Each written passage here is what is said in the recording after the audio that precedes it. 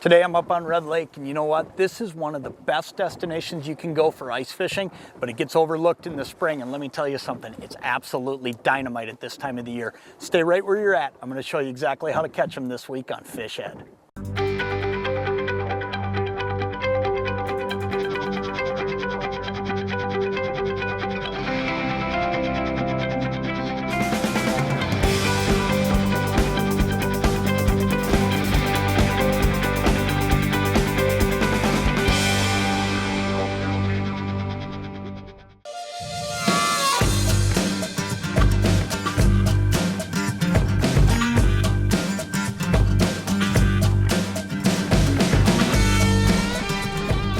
They're sitting right on the edge, and you know, there are a lot of boats out here doing a lot of different things today, but most everything that everybody's doing entails going slow. I've seen guys jigging, I've seen guys rigging, I've seen all kinds of things going on. None of them are doing what we're doing with crankbaits. And it's because most people don't think we're at that time of the year where you should be doing that yet. Here's the thing. The water temps have finally hit about 60 degrees, and the fish are still up in here because there's minnows in here. Now, with that being the case, what happens is they get aggressive. So while everybody's out here jigging a minnow, thinking about when those temps were in the low 50s, it makes a big difference. When all of a sudden you hit that 60-degree mark, those fish haven't left yet, and they're all aggressive. And that's why I'm pulling crankbaits, and that's why these fish are coming up and hitting it. Now, the other thing that I'm able to do with a crank is I'm able to cover a lot of ground. And that's really important because I'll tell you what, you can see I'm just fishing a long, expansive shoreline today. And with that comes this. The fish are not exactly just piled up in one little spot or another little spot as we go. They're actually all over. And they're scattered at this time of year. That's a perfect 16.5-inch eater right there. They're scattered right now. And when they're scattered like this, what you want to do is you got to cover some ground to get to them. So I was watching some of these guys when we were down on that end when we first started this pass, and I'm watching them jigging away and Lindy rigging away, and I'm thinking to myself, you know what, they may have to go a long ways in between fish, where at 2.1 to 2.4 miles an hour with these crankbaits, I'm getting to the active ones, I'm getting them to jump, move, and bite, and number two, I'm getting to more fish fast. So keep that in mind. Don't feel just because it's spring and chillier water that you have to do everything slow. A lot of times speed up, throw the crankbaits out, and you'll start catching them.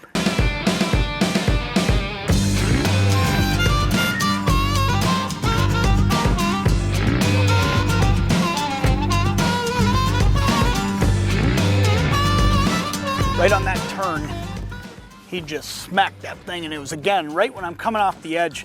Let me explain to you what we're actually fishing here, because just a couple weeks ago when these fish were spawning, it's actually a little more than a couple weeks now, it's about 3 weeks, these fish were scattered out all over the flat part of this thing. Okay, I'm just gonna hoist this guy in. That's another great eater walleye. Look at that, one after another. But these fish, when they were just scattered out all over, it was a lot easier fishing. Okay, I'm talking back around the opener. Well, what's changed now is these fish are starting to stage to move, okay? That urge to spawn is done, and they're starting to think about eating.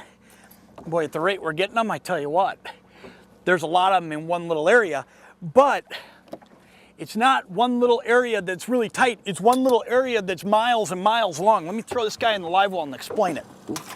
When those fish were spawning, they were scattered out all over along this shoreline, okay? What they've done now is they've moved out to the first sharp break, and that's where they're sitting. And they're sitting there because that's where the bait is now staged. So what I'm actually doing is just driving my boat like this. So what you need to do is look for those areas where those fish spawned, okay? And I don't care what body of water you're on right now, there are fish shallow, okay? If you put yourself in a position where you look for the areas where the fish spawned and then find that first break. Now here on Red Lake, this is an awfully shallow overall lake. So that first break is at about 5 feet. And when it comes down, then all of a sudden the break lines get a lot wider. They're sharper on that break.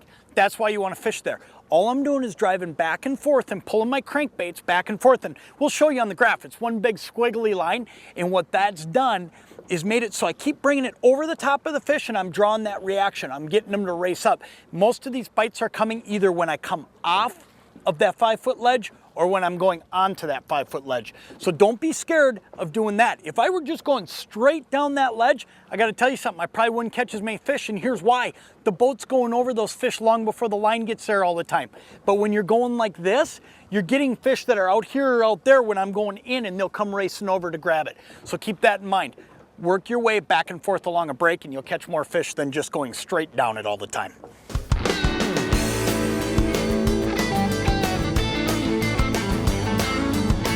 We have gone through like 3 different weather changes, but when these guys start biting, it usually means the bite's gonna turn back on here. Oh yeah, this one's a little bit better. I'm gonna have to get this boat turned. You know, what's really fun about fishing a spot like this, the way we're fishing it, is you'll catch fish of all sizes along an edge like this because they all relate to it when the bait's here. And this one actually feels like the best one I've had all day. Oh yeah, that's a good walleye right there. You know, the lure I'm using today makes such a huge difference too, because what we're trying to do today is target a certain depth and stay there. Oh geez, get him in. Everything's a little tougher alone sometimes, you know, but I'm trying to target that depth where what I'm able to do is stay back and forth and on top of it.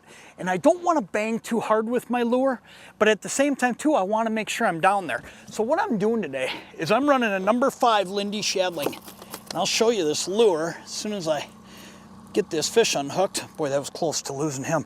That is the perfect size red lake eater right there. We'll measure him up to make sure, but I think he's exactly what we're looking for. You bet he is. He'll go home and eat.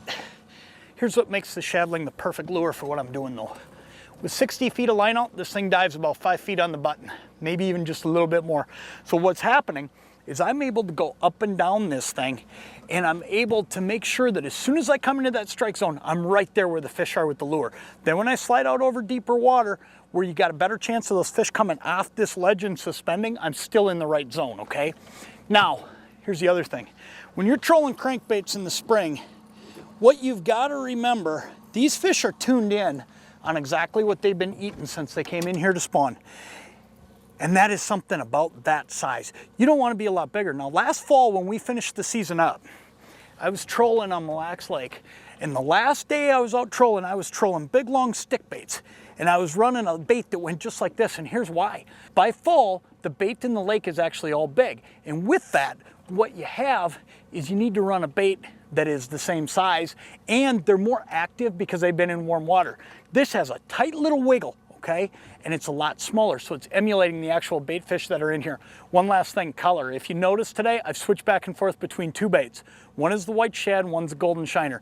Both of them are natural colors. You get a day like today where you're in shallow, there's just enough light as the sun's gone in and out of the clouds today to make it so that you really need to use a natural color. Now, if it were dark, and I were out fishing deeper, I'd go to more of my fire tigers and that kind of thing. So keep that in mind.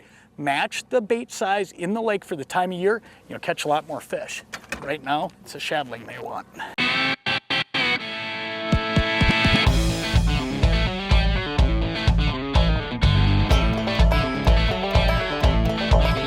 Another good dinner fish.